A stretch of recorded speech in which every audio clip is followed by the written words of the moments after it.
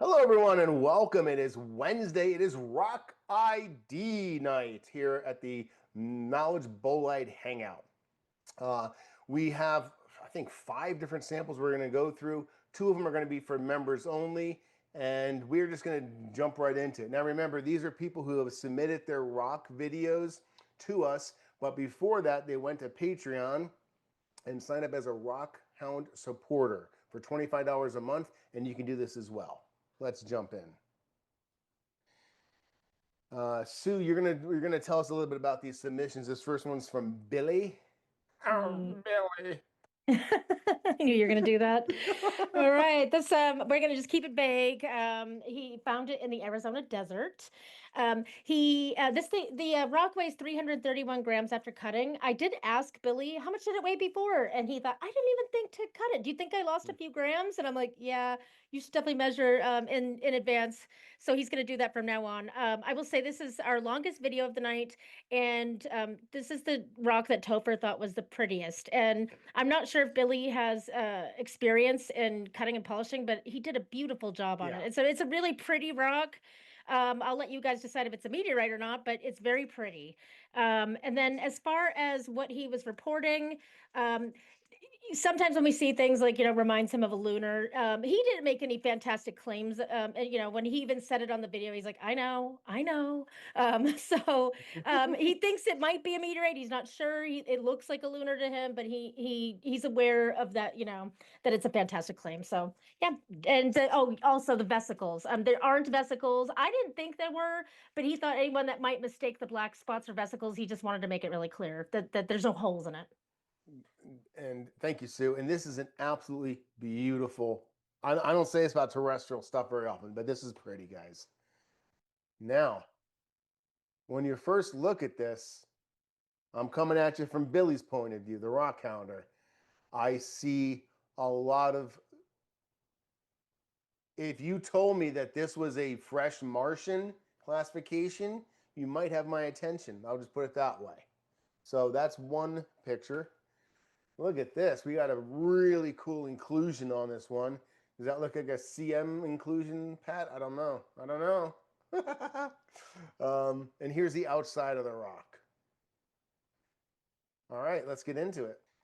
All right, so we have muted the audio, but we've shared with you guys what Billy has shared with us. Anyone want to wave to the camera or just start jibber jabbering? I see everyone squinting and looking at the monitor, which is really cool.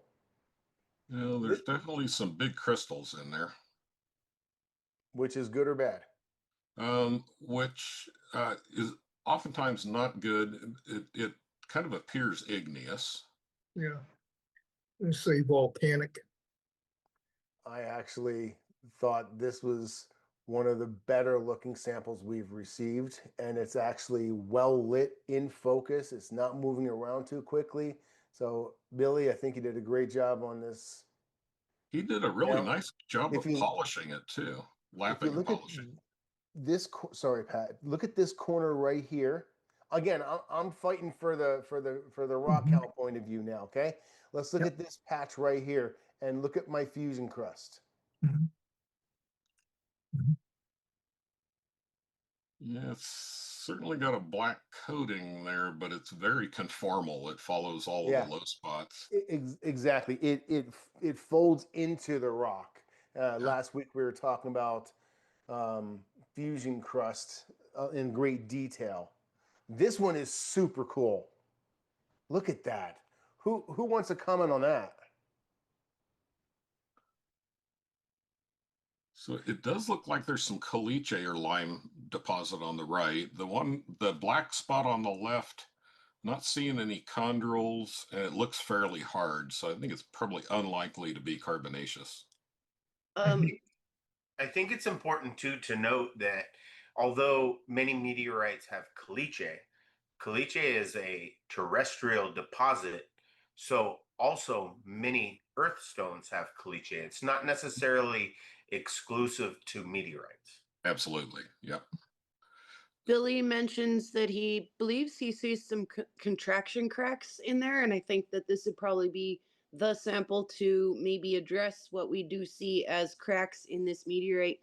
I don't think they're contraction cracks. And Pat mentioned the caliche that we saw on the right-hand side of the polished stone. It's just under his fingernail. There it is.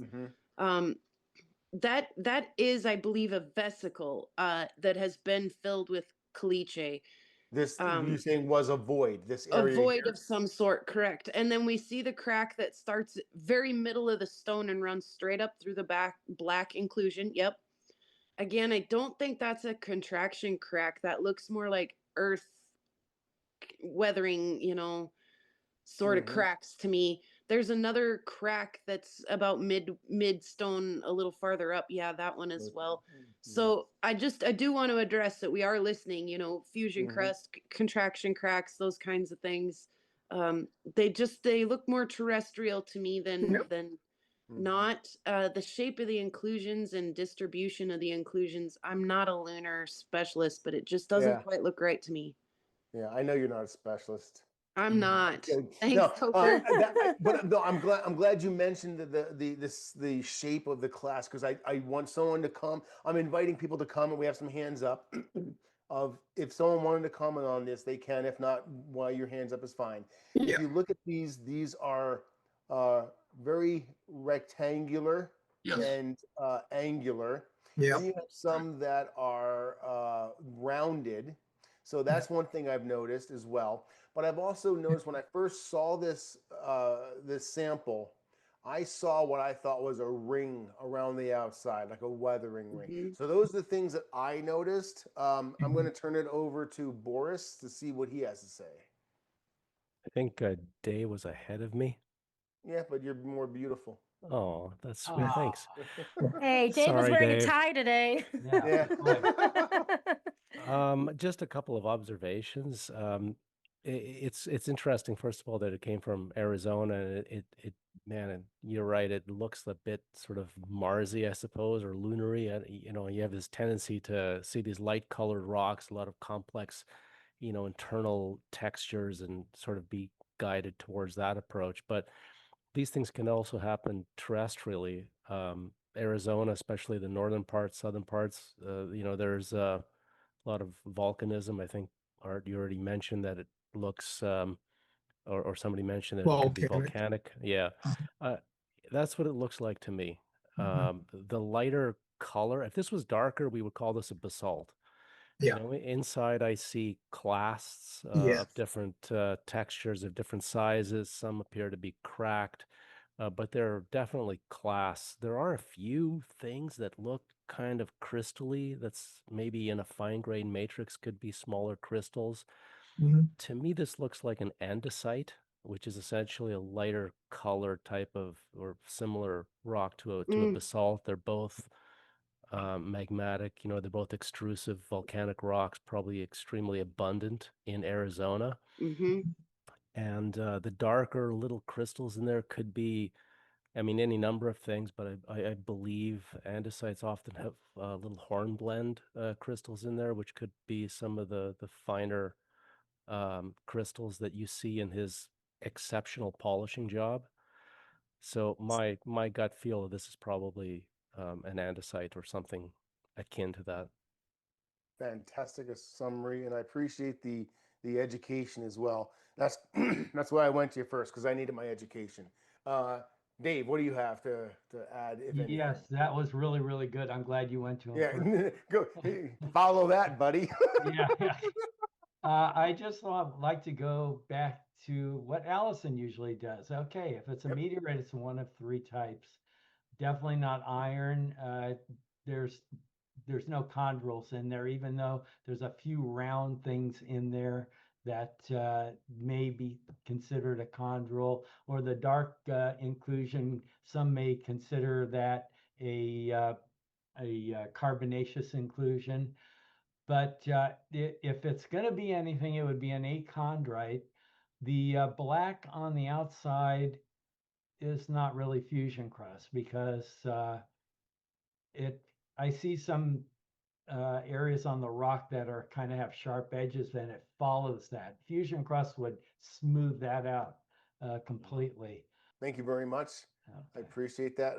I'm really glad that we got a possible identification on this one, because that always helps when people say, well, then what is it? Well, now we can actually tell them. So, all right. Thank you, crew. Let's go to number 2 and number 3. Who does number 2 work for? Yeah, that doesn't get old. Week after week, no matter how many times I say it each day. So yeah, these are both from Ali. Ali is one of our international viewers and supporters, so we definitely appreciate that. He is in Saudi Arabia. Yes, Ali has done one other rock ID with us before. He got a month behind. He is, I think he's very eager to get his rocks identified, because he did number 2 and number 3 together. So we're going to show these both. I assume he found both of these in Saudi Arabia, because the first one was found in Bisha City, which is in Saudi Arabia. The second one, he gave me this area, a geographic area that kind of covers a few different countries. So the second one, I think, was found in either Saudi Arabia or over the border in Yemen. So we have the slight attraction to magnet on both of them, and there weren't streak tests performed on either. And both of his videos they're a little bit close up, but he did get them shorter, more concise, and try to do his best to show the features in 2 minutes, and then even less than 2 minutes on one of them. So Topper, take it away. Let's go to what Ali reports. And I do want to jump in and say that, okay, there's fusion cracks and contraction cracks, so look for those. I do want to say the previous submission and this one, both out of hot deserts. So a good place to find a meteor sample from. So Arizona and Saudi Arabia. And we have a few pictures to get our appetites wetting. Anyone can raise their hand once we start the video if you have an opinion or you see something.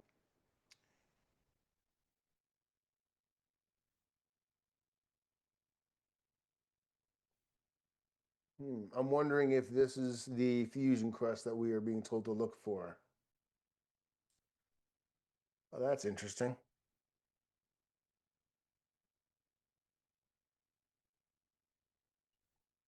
All right, this is number 2. Art, take it away. Yeah, well, that first one you showed, the inside of it, to me, looked something like a serpentinish rock. So, quite commonly, serpentine exhibits a black outer surface with Really? white streaking through it and bits of green in it. But when you cut it open, you get to see the real inside of it. So it looks serpentinish to me, and I would go with it as being a terrestrial rock. Awesome. Thank you very much, man. Yeah. Appreciate your experience and your comment. Pat Brown in the house, finally. Yeah, so the black that we saw on there could easily be desert rock varnish. It's extraordinarily thin and it conforms to the surface. And I agree with Art. This looks like serpentine inside, so this would be a metamorphosed earth rock. Fantastic.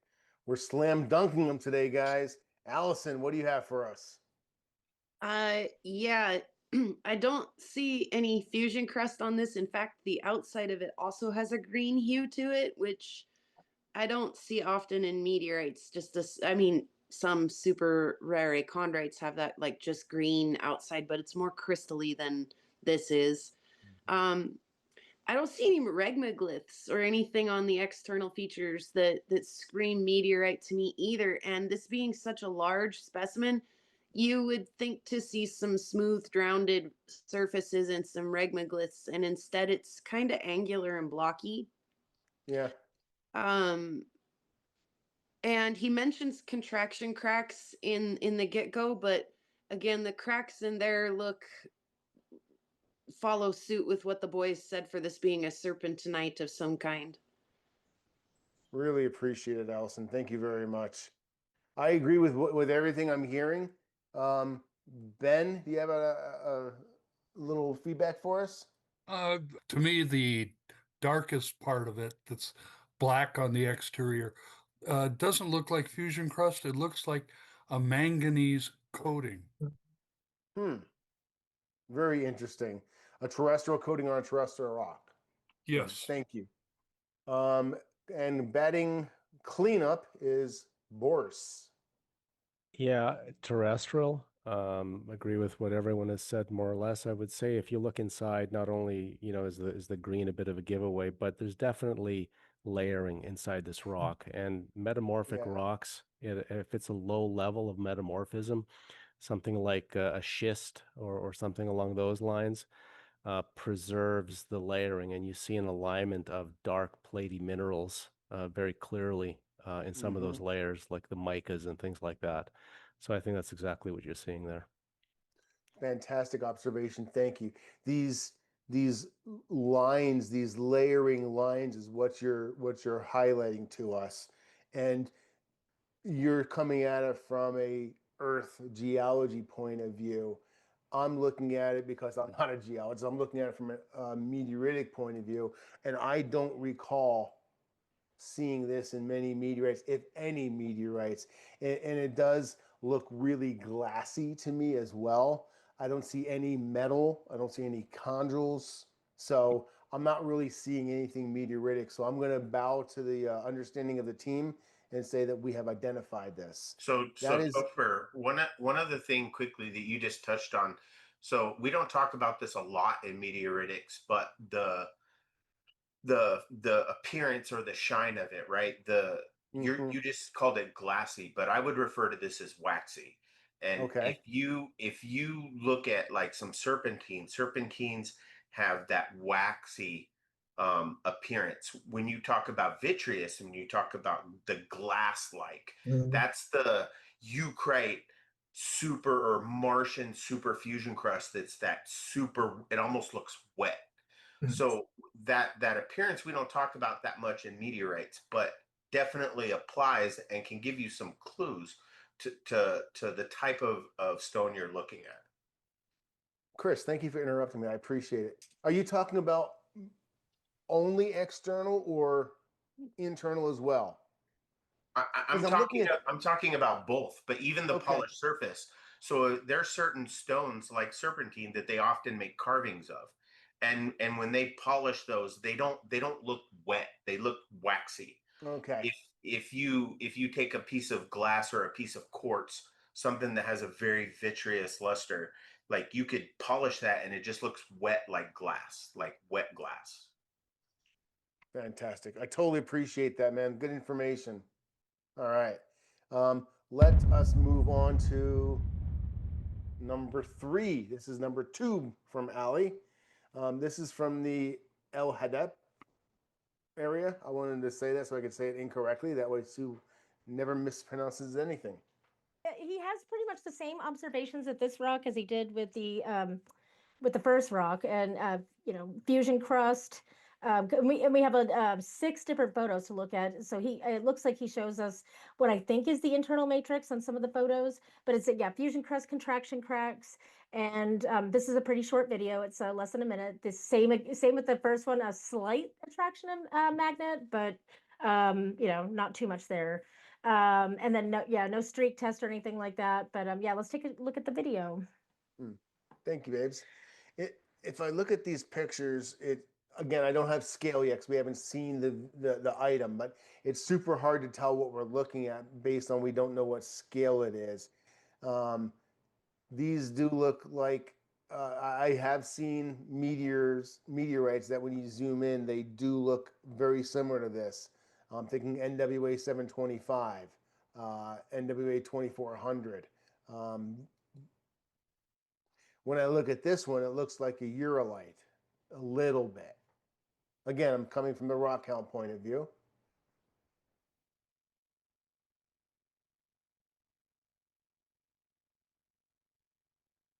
If I had to put any classification guess on it from the rock counter point of view, based on this side right here, I would say it might be a Eurolite.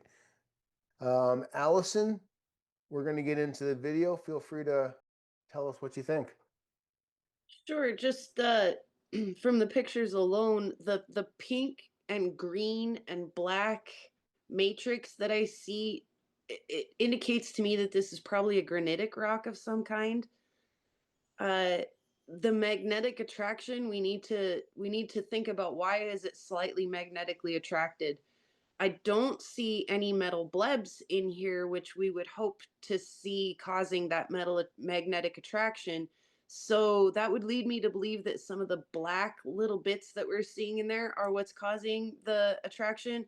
And they could be anything from iron bits, native iron bits, to hematite, to hornblende in a granite that would cause it. A lot of granites actually are magnetically attracted because of the little bits of stuff that are mixed into them. I don't see fusion So crusts. these aren't chondrules down here. I don't see any chondrules or metal blebs that would say that this is a chondrite. Okay. So, or any external features that are really screaming to me that this is meteoritic either. So. Well, let's just keep the argument going here, okay? I'm gonna convince you. I'm gonna convince you this is a meteorite. Look at this fusion crust. Look at how dark. It's very light, as far as not thick. It's, as you can see, you know, you talk about it being black and brown. This is black and brown. Look at this side over here. That chunk of fusion crust, if we are going to have that debate, is right on the edge of that rock, and it doesn't flow right or wrap around like you would expect a fusion crust to do. It's more like a chunk of like matrix, like granitic pieces that are mixed into the whole of the stone. Yeah, good explanation. I appreciate that. Yeah, thank you very much. I love putting people on the spot. Oh wow, we had someone with their hand up, then they backed out. So I'm gonna call on you anyway. Tell us what you got, Arturo. Anthony, I'm sorry. Well, I was just gonna help play devil's advocate with you a little bit, and like Yeah. some of the stone meteorites, their shape is kind of angular like that, and so that was just what I was kind of noticing that maybe, you know, could resemble a meteorite shape, but as far as crust, not so much. Thank you very much. I appreciate it. Welcome to the crew, man. If you look at this, this is a little bit of an angle that's really dismissive of this being fusion crust. Because if you look at this area right here, it does look like fusion crust. But like we always say, the fusion crust is on the outside, and it's the first thing worn away. So when you go over here and you see all these pits, do you really think that this fusion crust has survived, but it's pitted all around it? That doesn't make sense. Our cleanup batter for this time is Dave Pinsky. Dave, what do you have to say on this one? Right. Okay. And he did say it sticks to a magnet lightly, right? Yes. So I don't see chondrules. I don't see any metallic flakes in there like you would see in even a L6, even a L, type chondrite. You see some. And some of the staining, the rust-like staining on there is on the outside. When you look on the inside, it almost looks like it's kind of green too. And it just does not look like it. Again, you got to go, okay, it's either a chondrite or a chondrite. It's either a very strange achondrite, but it's not a chondrite. So, the chondrite would be defined by chondrules, which by definition are round. Right, or even deformed or something. But do you see any rounded chondrules here? No, everything is just like a mishmash of shapes all shoved together. Right. Thank you very much. I appreciate it. And the crew's nailed this one. Yeah, I have to agree with everyone. It has some nice things that if you cropped a picture and lit it correctly and you know played with the lighting and the feed, you can convince me, wow, that's some nice fusion crust. But then you widen it out and you realize, well, there's nothing else here that could be construed as meteoritic. Like we said, there's no metal at all. We're not seeing any visible metal. We're not seeing any chondrules. Anything we're seeing in there is angular and just a mismatch. Oh wait, hold on, Art. We do have the center for you. Yeah. There we go. Okay. Don't call it a comeback. Yeah. Yeah, well, The- it's definitely ground mass matrix, but I don't recall that being viewed in a lot of meteorites. It looks more common in terrestrial rocks. And again, I would have to go toward a granitic type of rock. Mm-hmm. So granitic rock Mhm. with no metal. No, Yeah, no. like this is a great view right here. Yeah. Ollie, you got a great cut, you got a great polish, and it's in focus. The light is at a perfect angle for us to see. If there were metal flakes in this, this is the perfect shot and lighting to exploit them for us to see, and they're just not there. So it is not a stony meteorite. I want to say Ollie did a great polish on both of his rocks. Yeah. Yes. All right. Thank you very much, crew. Oh, members only. So I'm sorry, you're going to have to log off, people. Well, thank you very much for joining us for our monthly rock identification video for our Patreon supporters. Hopefully you guys learned something and are putting this to use and going through your collection of possibles and maybes that you've put aside over the years. You can use this information, hopefully rule out a few of them, pitch them in your front yard, move along with life. Well, hopefully you have a great week, and we'll see you next week. Thanks, guys. Who does number 2 work for?